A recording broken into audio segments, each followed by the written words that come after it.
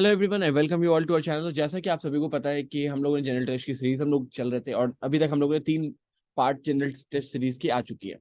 तो ये हमारा फोर्थ पार्ट है, जिस फोर्थ पार्ट में हम लोग जनरल टेस्ट में पार्टिकुलरली जो अगर पेपर्स को अगर एनालाइज किया जाए तो पेपर एनालिसिस के बेसिस पे हम लोगों ने 2 लेक्चर्स पहले भी बनाए थे। And right now we are solving the questions की, और किस किस तरह के क्वेश्चंस आ सकते हैं और आप इस क्वेश्चन को कैसे टैकल कर सकते हो पर्टिकुलरली। ठीक है, तो टेक ओवर अब वो कैसे करना है, अब वो किस तरीके से एग्जामिनेशन में ज्यादा स्कोर करना है, क्योंकि एग्जामिनेशंस बहुत ज्यादा इंपॉर्टेंट है। और एग्जाम परस्पेक्टिव से अगर हम बात करें तो एग्जामिनेशंस में अगर आपका स्कोर अगर आपका बहुत अच्छा जाता है तो then you will get a good university या गुड कॉलेज। तो जहां भी आपका ड्रीम है, चाहे आप अलीगढ़ जाना चाहते हो, जामिया जाना चाहते हो, डीयू जाना चाहते हो, ठीक है, बीएचयू जाना चाहते हो, आपको जहां भी जिस भी यूनिवर्सिटी में जाना है तो आपके लिए स्कोर करना बहुत ज्यादा जरूरी है। तो चलिए वीडियो को शुरू करते हैं बिना टाइम वेस्ट किए हुए। तो हमारा फर्स्ट क्वेश्चन है, find the next term in the series. जैसे हम नेक्स्ट टर्म की बात करते हैं, नेक्स्ट टर्म में हमारे पास यहाँ पे क्या दिख रहा है, हमें दिख रहा है ए बी डी। देखिए, जब भी इस तरह के क्वेश्चन आते हैं तो हमारे पास 2-3 ट्रिक्स होती है किसी भी क्वेश्चन को डील करने की। तो देखो, जैसे कि पहले आपको दिख रहा है कि ए बी डी, ए और बी में कितने गैप है, 1 का। बी और डी में कितने का है, 2 का, यानी 1 का है और 2 का गैप है। दूसरा चीज क्या होता है, डी और जी के बीच में कितना गैप है, ई एफ, यानी कि 2 का गैप है। ई और एफ यानी कि यहाँ पे 2 का गैप है। और यहाँ पे जी के बाद क्या है, एच आई जे, यहाँ पे 3 का गैप है। उसी तरीके से अगले वाले टर्म पे चलते हैं, एच से एम की तरफ, आई जे के एल, मतलब 4 का गैप है। एंड नेक्स्ट वन इज 5 का गैप होगा। एम के बाद देखते हैं N O P Q R, then after S. उसी तरीके से यहाँ पे क्या है, यहाँ पे एम के बाद टी है, तो N O P Q R S, यानी कि 6, N O P Q R S, that is 6। और टी से फिर बी का। तो एग्जाम पर्सपेक्टिव में क्या होता है कि कई बार हम लोग इस तरीके से सोचते हैं कि आखिर हाँ ऐसा कुछ वैल्यूज आएगा, बट ऐसा कुछ भी नहीं होता। इसमें बहुत सारे अलग अलग वेज होते हैं सोचने की। जैसे अब देखिए, ए से यहाँ पे क्या है, डी, 3 का गैप है। डी से एच, तो इसके बीच में क्या क्या आपको दिख रहा है, इसके बीच में आपको दिख रहा है बी और सी, बस यही 2 टर्म आ रहा है। और ओवरऑल गैप जो है वो 3 के, मतलब कि अगर इसको हम 3 को हटा दे तो बी और सी मतलब 2 का गैप है। उसी तरीके से डी और एच के बीच में ई एफ जी, मतलब 3 का गैप है। एच से एम के बीच में ऑब्वियसली 4 होना चाहिए, तो देखते हैं आई जे के एल, 4 का गैप है। इसके अगला वाला टर्म क्या होगा, तो 5 का गैप होना चाहिए। तो N O P Q R, R तक कितना हुआ, 5 हुआ। लेकिन हमारे पास टर्म क्या आना चाहिए, आर के बाद का, दैट इज एस। ठीक है, उसके बाद देखते हैं। तो पहला हमारा टर्म आ गया एस। तो एस के बेसिस पे अगर हम देखें तो यहाँ पे ऑप्शंस में एस के बराबर का कोई वैल्यू नहीं है, तो ऑटोमेटिकली आंसर हमारा बी है। ठीक है, इसमें कोई दो राय नहीं है कि हम इसको अब चेक करें और रीचेक करें एंड ऑल ये सारी चीजें। अब लेकिन फिर भी हम इसको और देख लेते हैं, कुछ और भी अगर कहीं, अगर मान लेते हैं इस ऑप्शंस की जगह पे सारे वैल्यूज अगर एस से ही होते तो मुझे एक वैल्यूज तो और चेकआउट करनी होती। तो चलिए देखते हैं, बी से जी की तरफ चलते हैं। तो क्या है, सी डी ई एफ, 4 का गैप है। जी से एम की तरफ, जी के बाद क्या आता है, एच आई जे के एल, एच आई जे के एल, 5 का गैप है। नेक्स्ट टर्म पे चलते, एम से टी की तरफ।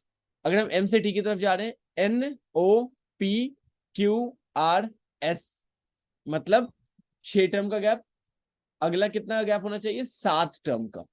ठीक है, टी गिवन है, तो आगे चलते हैं, U V W X Y Z, ये 6 टर्म हो गया। देन आफ्टर अगला टर्म 7वां ए, तो ये 7 का गैप होना चाहिए ए तक। एंड अगला टर्म क्या होगा, ऑटोमेटिकली बी हो जाएगा, तो एस बी। तो इसी तरीके से जिस तरीके से मैंने ये लाया एस और बी, उसी तरीके से एल भी आएगा। इस क्वेश्चन से अगले क्वेश्चन की तरफ चलते। The average height of 40 student of a class is 157 centimetre. तो देखिए, एग्जाम में 2 चीज होती है, एग्जाम में आपको अपना टाइम भी बचाना होता है, और अगर इस तरह के क्वेश्चंस आते हैं तो हम इस क्वेश्चंस पे बहुत ज्यादा वक्त नहीं दे सकते। आप इसको ट्रिक के थ्रू भी आप इसको सॉल्व कर सकते हो। अब वो ट्रिक क्या होता है, उस ट्रिक को हम थोड़ी देर बाद बात करेंगे। उससे पहले हम इसको थोड़ा सा समझते हैं क्वेश्चंस को, क्योंकि क्वेश्चंस के हिसाब से अगर आप क्वेश्चंस को सॉल्व करोगे तो then it would be very easy for you कि आप वहां पे क्वेश्चंस को सॉल्व भी कर पाओगे। चलिए, एवरेज हाइट किसके कितने स्टूडेंट्स का है, 40 बच्चों का है। ठीक है, तो 40 बच्चों का एवरेज हाइट कितना है, तो डेट इज 150 सेंटीमीटर। अगर 150 सेंटीमीटर 40 बच्चों का हाइट है, मतलब क्या है, इसकी हाइट कितनी रही होगी बच्चों की, 150 इंटू 40, मतलब टोटल बच्चों की जो हाइट रही होगी। ठीक है, क्योंकि ये एवरेज है, एवरेज का मतलब कि 40 से डिवाइड हुआ होगा, मतलब x1 plus x2 plus x3 ऐसे करके कितने 40 बच्चों का x40 तक divided by 40 is equal to 150। तो मतलब टोटल बच्चों का जो हाइट है वो कितना होगा, मतलब ये टोटल हाइट को अगर हम बात करें, total height is equal to 150 into 40, that is equal to 6000।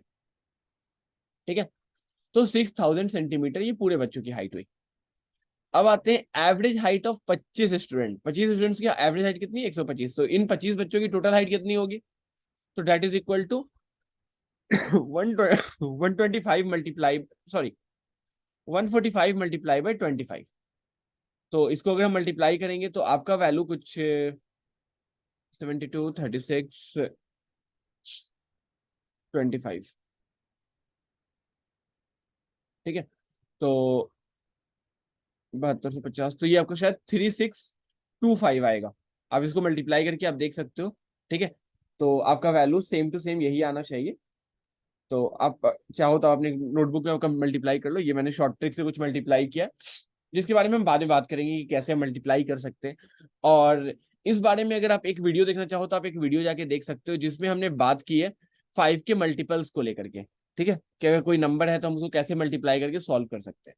तो वो वीडियो आपको काफी हेल्प करेगा, वो आप आई बटन पे जाकर के, आप आई बटन पे आप उसको चेकआउट कर सकते हो, आपको वहां पे मिल जाएगा। अब आते हैं 3625, ये 25 बच्चों की हाइट है। अगर ये 25 बच्चों की हाइट है तो पूछ रहा है एवरेज हाइट रिमेनिंग बच्चों की कितनी है, एवरेज हाइट। तो पहले तो हम 3625 को माइनस कर लेते हैं, हमारे पास निकल के आ जाएगा 75, और इधर आ गया 375, और इधर आ गया 2375, यानी 2375 जो है ये 15 बच्चों की हाइट है। ये जो 15 बच्चे बच गए हैं इसकी हाइट कितनी है, 2375। अब पूछ रहा एवरेज हाइट, एवरेज कैसे निकालते हैं किसी भी चीज का, तो 2375 डिवाइडेड बाई 15। अगर ऐसा कुछ है 15 से डिवाइड करने का, तो हम इसको 5 से कट कर लेते हैं, 5 3 15, और यहाँ पे आ गया आपका 5 से आप इसको कट करोगे, 5 4 20, 5 7 35, 5 5 25, मतलब 475/3। अभी हम लोग इस पर डिस्कस भी करेंगे कि हम इसको शॉर्ट में कैसे बना सकते थे, इतना अगर हमें कोई स्टेप जाने की जरूरत नहीं, एग्जाम में मुझे 10 सेकंड में मुझे आंसर चाहिए, मैं 10 सेकंड में सवाल का आंसर कैसे निकाल सकता हूँ, दैट इज द पॉइंट। ठीक है, तो 475। अब जब ये 475 हमारे पास निकल के आ गया और डिवाइडेड बाई 3, आप इसको डिवाइड करोगे तो आपका वैल्यू कितना आएगा, तो दैट इज 158.33। तो ये आपका आंसर आएगा। ठीक है, अब इसको कट करके चाहो तो आप कट करके देख सकते हो। ठीक है, 3 1 3, 3 5 15, एंड देन आफ्टर 2 5 25, 3 8 24 एंड 0.33। ठीक है, तो ये आपका 158.33। अब क्वेश्चंस को देखते हैं कि क्या तरीका है, कोई और तरीका भी है जिसके थ्रू हम इसको शॉर्टली सॉल्व कर सकते हैं, इतना हमें स्टेप पे ना जाना पड़े, मैं डायरेक्ट आंसर मार्क कर लूं, क्योंकि एग्जाम जो है आपकी टाइम को बचाना चाहता है। तो एग्जाम में अगर आपको अपने टाइम बचाना है, उसके लिए आप क्या कर सकते हो, तो उसके लिए आपके पास ऑप्शंस है कि आप क्या करो, सीधा यहाँ पे वैल्यू देखो, 40 बच्चों की हाइट कितनी है, 150 सेंटीमीटर है। मतलब 40 बच्चे जो है क्लास में, उसकी हाइट कितनी है, 150 सेंटीमीटर है। बट एवरेज हाइट जो 25 बच्चों की है, जो 25 बच्चे जो अलग से जो बचे, उसकी एवरेज हाइट कितनी निकल के आ रही है, बस 145। मतलब क्या हुआ कि यहाँ पे हाइट को कम किया गया, मतलब बच्चे जो 25 बच्चे जो लिए गए थे वो छोटे छोटे बच्चे लिए गए, जिस छोटे बच्चों की हाइट क्या है, कम है। मतलब वहां पे एवरेज हाइट 150 हो रहा था, बट यहाँ पे क्या हुआ, 25 बच्चों की जो हाइट ली वो कम आई। इसका मतलब क्या है, जो अदर बच्चे जो 15 बच्चे हुए हैं, ये कौन से बच्चे होंगे, वो बच्चे होंगे जिनकी हाइट ज्यादा होगी, तभी तो इसका एवरेज 150 था ना। क्योंकि अभी क्या हो गया, 25 बच्चों की हाइट में 145 कम हो गया, ऑटोमेटिकली सी बात है, मतलब छोटे छोटे बच्चे लिए गए। लेकिन ये 15 स्टूडेंट, इसमें क्या होगा, एवरेज हाइट ऑटोमेटिकली बढ़ेगी। जब एवरेज हाइट ऑटोमेटिकली बढ़ेगी, तो आपको दिख रहा है यहाँ पे कितना आपको आ रहा है, नॉर्मल 40 बच्चों की एवरेज हाइट कितनी, 150 है, और हम लोग क्या लिया है, 25 बच्चों की हाइट 125 ही ली है। तो ऑन द अदर हैंड क्या होगा, यहाँ पे जो बाकी जो 15 बच्चे बचे हैं, उनकी हाइट कितनी होगी, 150 सेंटीमीटर से ज्यादा होगी। जब 150 सेंटीमीटर से ज्यादा होगी, इसका मतलब क्या है, हमारे पास कोई ऑप्शंस में ऐसा कुछ दिख रहा है, ये होगा ही नहीं, 140 142 होगा ही नहीं, 132 होगा ही नहीं, इसका मतलब ऑटोमेटिकली आपका ऑप्शन ए इज करेक्ट। तो ये कुछ इस तरीके से, मतलब एग्जामिनेशन आपका इसी तरीके से आपसे मांगता है, आपको चाहता है कि आप किस तरीके से उस क्वेश्चन को आप कितने आसानी तरीके से आप उसको सॉल्व कर सकते हो। ठीक है, मेन एग्जाम का मोटिव ही यही होता है कि आप किसी भी क्वेश्चन को जब आप डिस्कस कर रहे हो, किसी भी क्वेश्चन को जब आप डील कर रहे हो, then how will you solve that question. तो चलिए अगले क्वेश्चन की तरफ चलते हैं। हमारा अगला क्वेश्चन कह रहा है द चीफ कंस्टिट्यूएंट ऑफ गोबर गैस। तो गोबर गैस की जब हम बात करते हैं तो गोबर गैस का चीफ कंस्टिट्यूएंट क्या है? तो जब भी गोबर गैस की बात होती है तो गोबर गैस क्या है? गोबर गैस। तो ये जो गोबर गैस जो प्रोड्यूस होते हैं तो that is particularly the methane. ठीक है, मीथेन इज व्हाट? मीथेन का फॉर्मूला होता है CH4। ठीक है, उसके बाद आते हैं अगले क्वेश्चन की तरफ। Battle of Plassey. ये सवाल बहुत बार पूछा गया और हमेशा आ जाता है कि बैटल ऑफ प्लासी कब हुई थी, कहाँ हुई थी, क्या था, नहीं था। हर एग्जामिनेशन में कहीं ना कहीं से घूम करके आ जाता है। चलिए बैटल ऑफ प्लासी से पहले समझने से पहले समझते हैं कि इसके आसपास में कुछ और बैटल्स भी हुई थी क्या। ठीक है, तो जब हम बैटल ऑफ प्लासी की बात करते हैं तो बैटल ऑफ प्लासी कब हुआ था? पहला सवाल कि बैटल ऑफ प्लासी कब हुआ था, तो बैटल ऑफ प्लासी जो हुआ था वो 1757 में हुआ था। ठीक है, आप इसको कैसे याद कर सकते हो? तो आप इसको ऐसे याद कर सकते हो, 1857 में 1857 का रिवोल्ट हुआ था। 1857 के रिवोल्ट से 100 साल पहले क्या हुआ था? बैटल ऑफ प्लासी हुई थी। ठीक है, तो 1857 और 1757 आपको ईयर ऐसे याद हो जाएगा। ठीक है, उसके बाद बैटल ऑफ प्लासी के कुछ साल बाद, ठीक है, आपका एक बैटल होता है जिसको कहा जाता है battle of Wandiwash. Battle of Wandiwash. Wandiwash. ठीक है, बैटल ऑफ वेंडी वॉश। जब हम बैटल ऑफ वेंडी वॉश की बात करते हैं तो बैटल ऑफ वेंडी वॉश कब होता है? That is 1760। 1760 में बैटल ऑफ वेंडी वॉश होता है। ठीक है, देखिए बहुत बार हम लोग सुनते 1764 के बारे में। 1764 काफी ज्यादा इंपॉर्टेंट डेट आ जाता है। क्यों इंपॉर्टेंट डेट आ जाता है? क्योंकि इसमें क्या हुआ था? इसमें हुआ था battle of Buxar. Battle of Buxar exam perspective से काफी इंपॉर्टेंट है। Battle of Buxar, battle of Plassey, battle of Wandiwash. ठीक है, उसके बाद एक और चीज होती है जिसको कहा जाता है ट्रीटी ऑफ इलाहाबाद। इलाहाबाद की संधि जिसे कहते हैं हिंदी में। ठीक है, तो जब हम ट्रीटी ऑफ इलाहाबाद की बात करते हैं तो ट्रीटी ऑफ इलाहाबाद कब हुआ था? जस्ट इसके बाद। ठीक है, तो कमेंट सेक्शन में हमें बताइए कि ट्रीटी ऑफ इलाहाबाद कब हुआ था। ठीक है, या आपको मैं थोड़ा सा हिंट दे देता हूं कि यहाँ पे दो ट्रीटी हुई थी इलाहाबाद की। ठीक है, और ये दो ट्रीटी जो हुई थी ये आपकी हुई थी 1765 में। ठीक है, जब 1765 में जब ये ट्रीटी हुई थी तो ये दिन कौन से थे? आप मुझे ये कमेंट सेक्शन में बताओ। चलिए मैंने आपको ये तो बता दी कि 1765 में हुई थी, ये दो ट्रीटी हुई थी। तो आप हमें ये बताइए कि आखिर ये ट्रीटी कब हुई थी। अगले क्वेश्चन की तरफ चलते हैं। Under Akbar the Mir Bakhshi. ठीक है, अकबर के टाइम पे, ठीक है, ड्यूरिंग अकबर टाइम्स, जब अकबर वहां पे थे, under the rule of Akbar, the Mir Bakhshi. Mir Bakhshi was required to look after. Mir Bakhshi का काम क्या था? किस चीज को वो लुक आफ्टर करते थे? वो कौन सी चीज थी जिसको वो देखते थे? तो मीर बख्शी का जो उस वक्त काम हुआ करता था that was a military affair. ठीक है, तो मिलिट्री अफेयर मीर बख्शी का काम था। तो मीर बख्शी क्या देखते थे? तो मीर बख्शी देखते थे मिलिट्री अफेयर्स को। तो military affairs was under Mir Bakhshi. अगले क्वेश्चंस की तरफ चलते।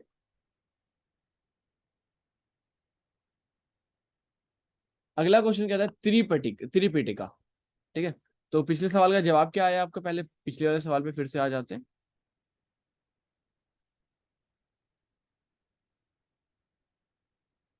ठीक है, तो पिछले सवाल का आंसर हो गया ए। अगले क्वेश्चन पे त्रिपिटिकाज। ठीक है, Tripitakas are the sacred book of. तो त्रिपिटिकाज किसकी सैक्रेड बुक है? तो जब भी हम बात करें त्रिपिटिकाज की, त्रिपिटिकाज किसकी सैक्रेड बुक है? तो Tripitakas was a sacred book of, किसकी सैक्रेड बुक है बताइए? कमेंट कीजिए, if you know the answer comment करके बताइए। क्या कि कौन है? क्या वो बुद्धिज्म है या क्या वो जैनिज्म है, क्या है? ये त्रिपिटिकाज किसकी सैक्रेड बुक है? मैं थोड़ा सा वेट करता हूँ, आप जब तक कमेंट सेक्शन में कमेंट कीजिए,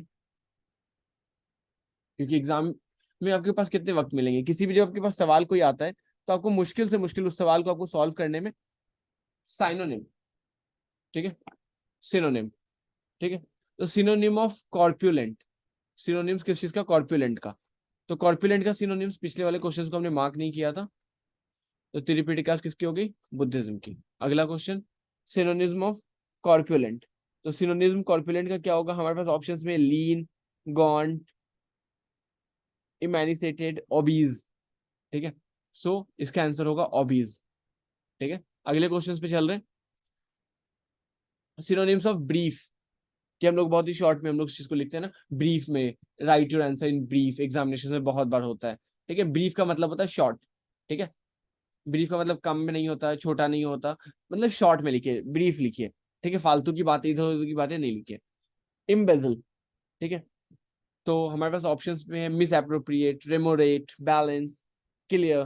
ठीक है, तो सिनोनिम्स क्या होगा इम्बेजल का? Miss appropriate. अगले क्वेश्चन पे चल रहे हैं। Synonym of august. ठीक है, तो हमारे पास ऑप्शंस में क्या है? Common, ridiculous, dignified and pity. ठीक है, तो that is option C, dignified. Synonyms, it is very difficult to retain all that you hear in the class. It is बहुत ही ज्यादा हार्ड है उस सारी चीज को रिटेन करना जो आपने सुना है क्लास में। तो ऑब्वियस ही बात है कि बहुत बार ऐसा होता है कि हम बहुत सारी चीजों को पढ़ते हैं, बट सारी चीजें हम रिटेन नहीं कर पाते, हमारे माइंड में नहीं रह पाती है। ठीक है, तो टू रिटेन, रिटेन मतलब हमारे माइंड में वो चीज नहीं रह पा रही है, मतलब उसको हम रख नहीं पाते हैं। रखने का मतलब क्या होता है कि very difficult to retain, retain मतलब हो गया रखना। अब रखने का मतलब क्या हो गया, कैसी चीज हम रख पाएंगे? तो ऑब्वियस ही बात है हम उसे कीप, क्योंकि हम उसे रख नहीं पाते। It is very difficult to keep all that you hear in the class, हर चीज को हम रख नहीं पाते अपने माइंड में। She has an insatiable love for music. उसके पास क्या है? इनसेटिएबल लव है किस चीज को लेकर के? म्यूजिक को लेकर के। अब इनसेटिएबल मतलब कहने का सेंस क्या है? जब हम इनसेटिएबल की बात करते हैं तो दैट इज अनसेटिस्फाइबल। ठीक है, इनसेटिएबल, अनसेटिस्फाइबल। सेटिस्फाइड आप सभी को पता होगा, तो अनसेटिस्फाइबल लव फॉर म्यूजिक। एंटोनिम्स, जब हम बात करते हैं एंटोनिम्स यानी कि उल्टा। ठीक है, तो इस ये वाले लेक्चर में हम लोग साइनो एंटो को थोड़ा सा देख रहे हैं, क्योंकि साइनो एंटो आपके इंग्लिश के सेक्शंस में भी पूछता है, साथ साथ यहाँ पर भी रहता है। ओके, तो जब हम साइनो एंटो की बात कर रहे हैं तो एंटोनिम्स, एंटोनिम्स क्या चीज है? तो इनर्मस। तो जब भी हम इनर्मस की बात करते हैं तो इनर्मस क्या होती है? इनर्मस इसका उल्टा आपको बताना है। तो सॉफ्ट नहीं, पॉसिबल ही नहीं है। टाइनी, तो इनर्मस का क्या होगा? Tiny. He has a enormous wealth, हम बात करते हैं ना उसके पास बहुत पैसे हैं। ठीक है, तो टाइनी, कम। ठीक है, अगले क्वेश्चन पे चलते हैं। कमीशन्ड, तो जब भी हम कमीशन की एंटोनिम्स, एंटोनिम्स कुछ साइनों की बात यहाँ पे नहीं की गई है। ठीक है, मतलब इसका अपोजिट। ठीक है, तो कमीशन्ड, तो कमीशन्ड का एंटोनिम्स क्या होगा? That is terminated. ठीक है, अगले क्वेश्चन की तरफ चलते हैं। History abounds in instance of courage.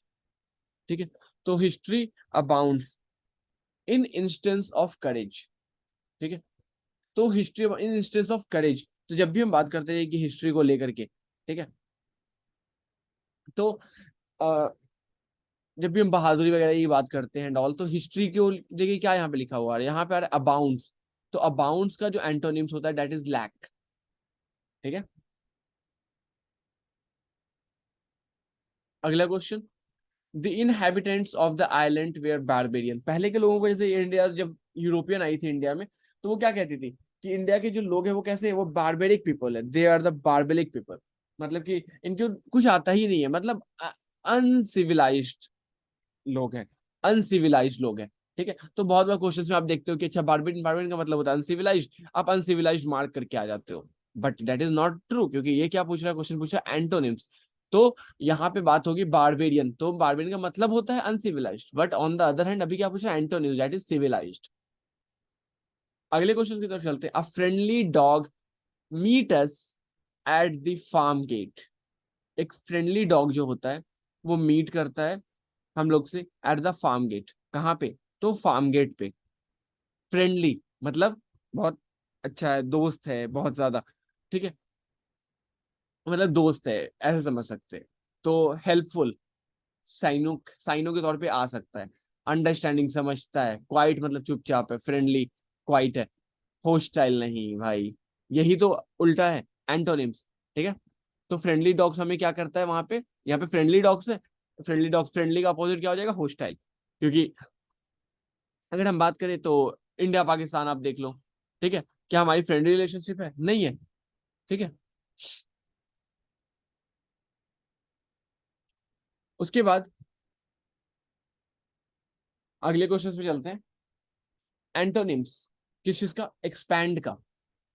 Expand किस चीज को, फैलाना, बढ़ाना।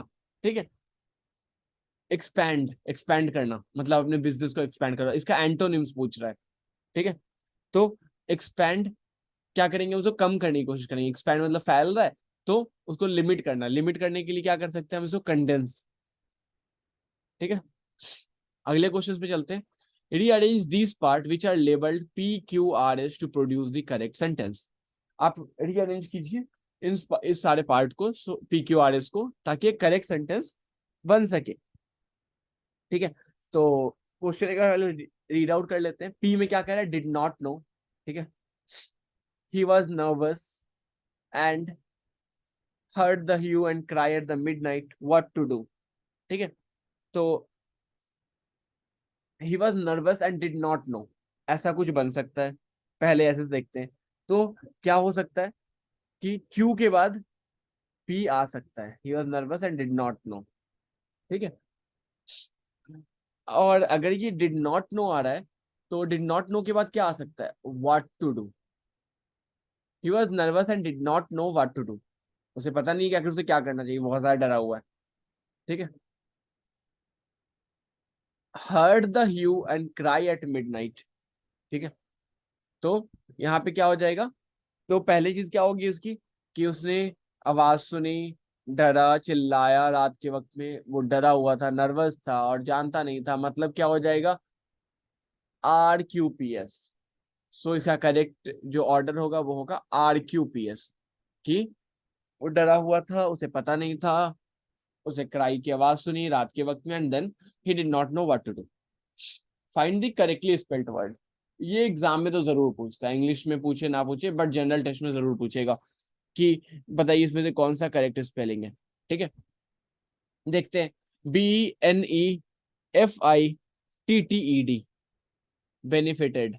अगला देखते हैं, BENIFITED, ना, BNI कभी नहीं होता है।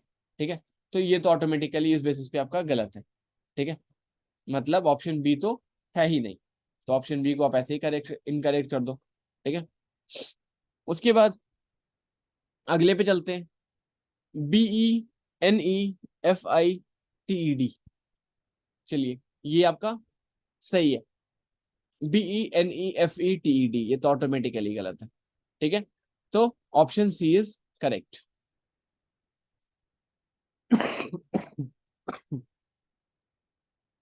अगला क्वेश्चन है प्रोवर्ब के ऊपर। ठीक है, क्योंकि प्रोवर्ब वगैरह से सवाल इसलिए भी रहते हैं क्योंकि इसमें आपसे पूछ लेता है कि इसका मतलब बताइए इसका, तो the correct meaning of the proverb और इडियम्स। ठीक है, टू ड्राइव होम। ठीक है, टू ड्राइव होम। ठीक है, तो जब भी हम बात करते हैं टू ड्राइव होम, प्रोवर्ब है, तो किस चीज को लेकर के हम बहुत ज्यादा कहते हैं, चलो घर चलते हैं, चलो घर चलते हैं, टू ड्राइव होम। क्या कर रहे हैं हम यहाँ पे, बात कर रहे हैं, इम्फेसाइज कर रहे हैं, टू इम्फेसाइज। ठीक है, टू ड्राइव होम मतलब टू इम्फेसाइज। अगले क्वेश्चन पे चलते हैं। After, before.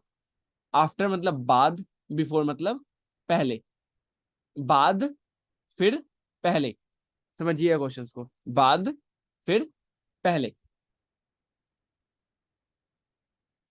फर्स्ट मतलब पहले, सेकंड बाद, प्रेजेंट अभी, पास्ट पीछे का बात हो रहा है।